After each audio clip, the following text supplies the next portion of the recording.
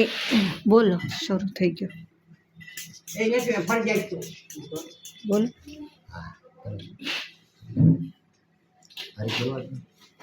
તમે બોલો તારીખ 10/11/2025 મોરબી અને મોરબીમાં નાના ભેલા એક સેન્ટર બનાવ્યું છે. ત્યાં 3 દિવસની આનંદીવાની શિબિર હતી અને શિબિરમાં આવેલા અને ત્યાર પછી નિલેશભાઈને મુલાકાત થઈ કે બાપાને થોડીક આ બી તકલીફ છે, તો આજે બાપાને મળવા. શું નામ છે તમારું બાપા? દેવજી બાપા. દેવજી બાપા. બરાબર.